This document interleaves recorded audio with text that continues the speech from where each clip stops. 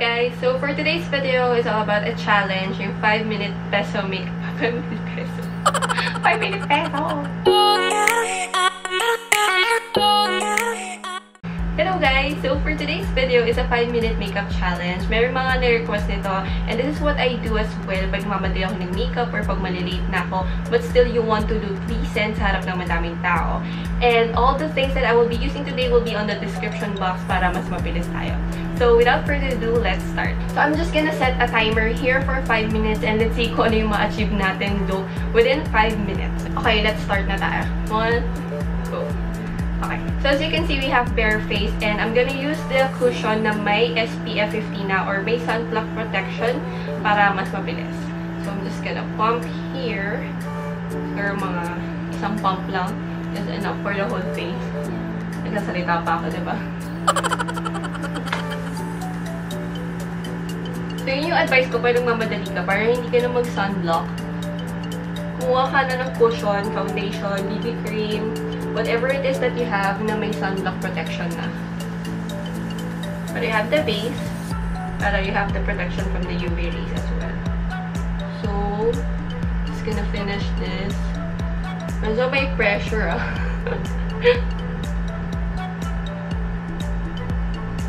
I did a review on this one guys if you want to check it out. Sa lahat na lang sa description box. Okay na ba? Even out na ba? Just enough para ma-even out lang yung skin tone, matakpan yung mga freckles, and konting dark spots. Once everything is blended in, hindi ko alam kung pantay-pantay. Ayan. Once everything is blended in, you're fine with that. I'm gonna move on with my kilay. I'm using this Stony Moly na spoolie. To brush lang. To brush my eyebrows. But today, I'm gonna use a dark gray or gray na eyeliner, hindi brown. Kasi pag lagpas-lagpas yan, parang pangit tignan. So, choose the color the closest to your eyebrow color. So, I'm just gonna fill in mga parts na wala.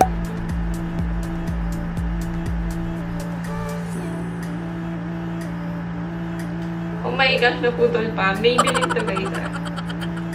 Ayoko lang dito yung amoy. Parang masyadong amoy crayon. Pero ito yung closest na color sa eyebrow ko.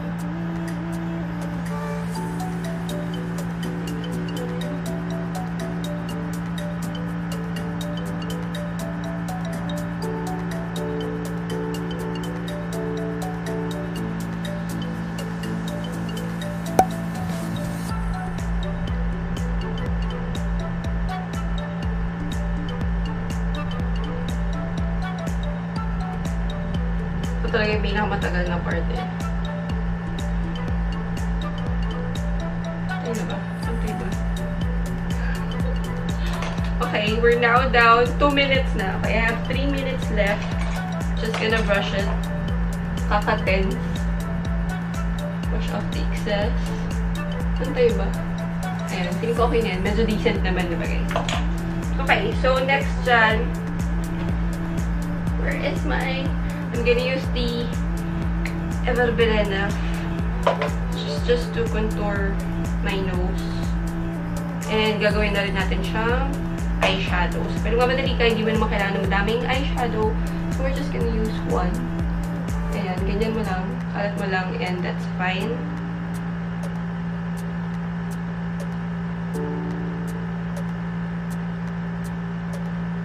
And then, whatever excess, lagay mo lang sa nose mo. Excess na eyeshadow.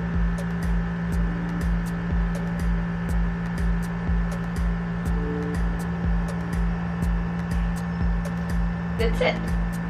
And then, if you want to use eyeliner, where's my eyeliner? Hindi ko pa makita. Hindi ko nakuha.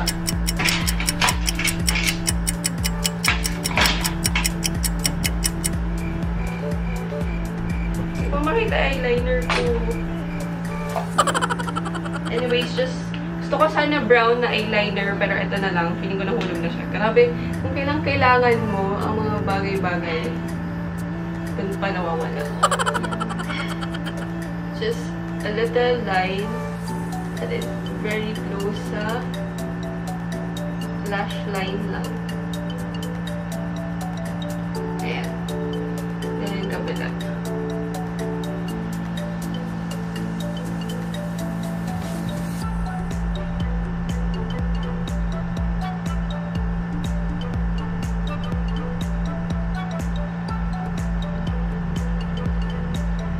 Alam ko pantay ba? I think pantay naman.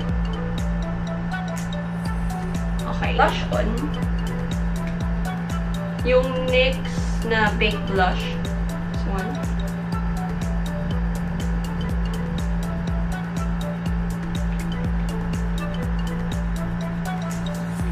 And then, lipstick. And then, I'm done.